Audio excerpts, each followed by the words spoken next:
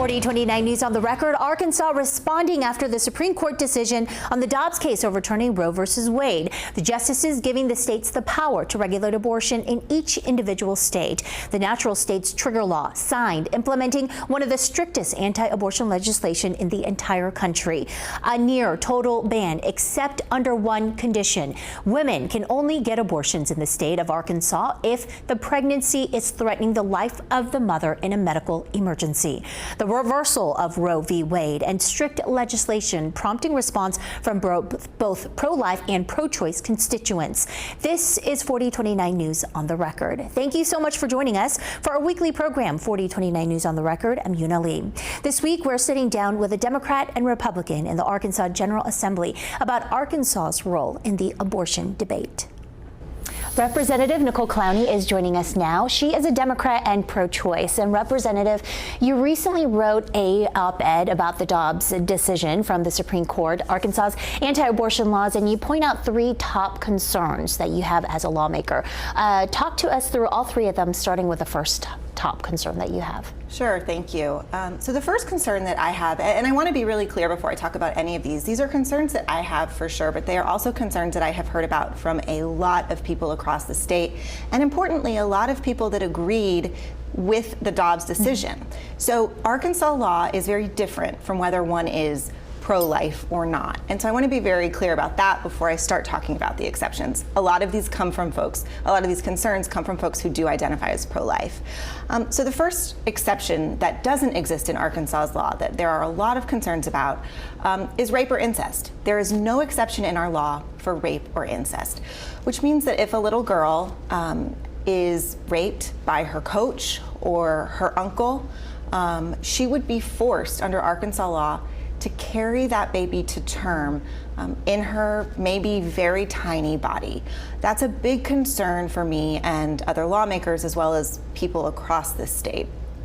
The second concern is that there's no exception for babies who are diagnosed with what we call lethal fetal anomalies.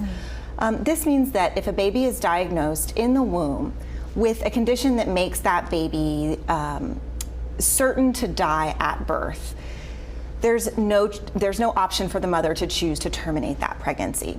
Oftentimes when people hear this, they think, well, maybe the doctors can be wrong, that we don't need that exception because maybe the baby will be born and it will surprise doctors and live a long, great life. But I want to be really clear that when we say lethal fetal anomaly, we're talking about things that are completely incompatible with human life. Things like being born without a brain, being women who are pregnant with babies who are forming without a brain or whose brains are forming outside of their skull. Really tragic circumstances. And I'm hearing from some women that say, I would want to carry that baby to term and give birth to it. And that's certainly every woman's prerogative. But there are lots of women that would choose not to put themselves through the trauma of a long, painful pregnancy, a long, painful childbirth, only to watch their baby immediately suffer and die.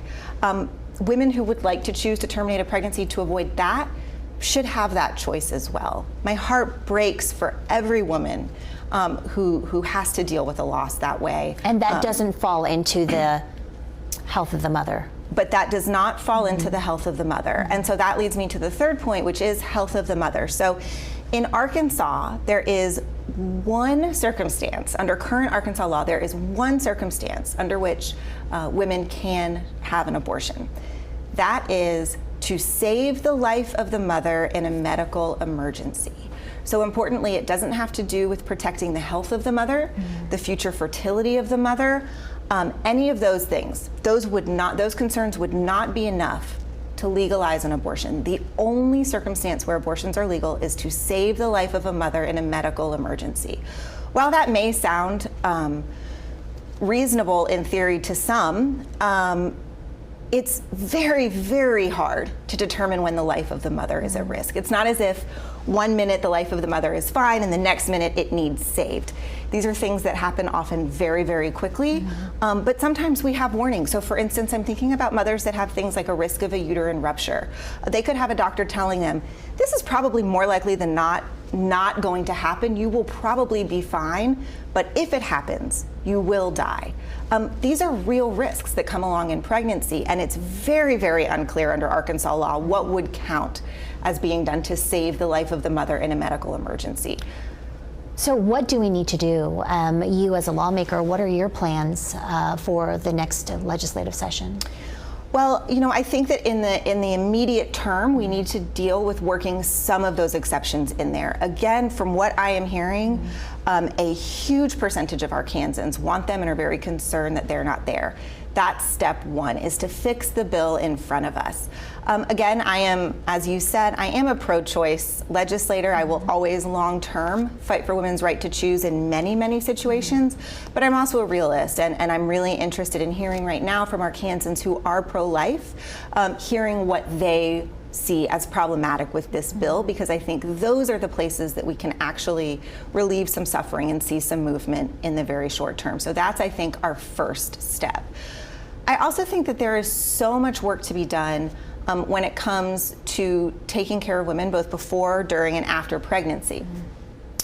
If we are going to force these women to carry their babies to terms and then care for them after they're born, we need to be really careful, really intentional about offering sex education that really arms our young women and girls with the information they need to make good decisions about their futures. Without that information, they can't. We also need to do better at providing contraception to all of our states' women, so that again they can be more in control of these choices. The other thing that we really need to focus on as a state is caring for women and families during and after childbirth. So Arkansas is actually 49th in the country when it comes to the number of children who are living in poverty, and it's 49th in the country when it comes to the number of women who give birth without having adequate prenatal care, and also 49th when it comes to babies who are born preterm. So if we want to ensure a healthy Arkansas, now that there will be more births and more children, obviously, we've got to do better by those women and children. All right, we're out of time for this block, but we'll be back in 2 minutes here on 4029 News on the Record with more questions and comments from Representative Nicole Clowney.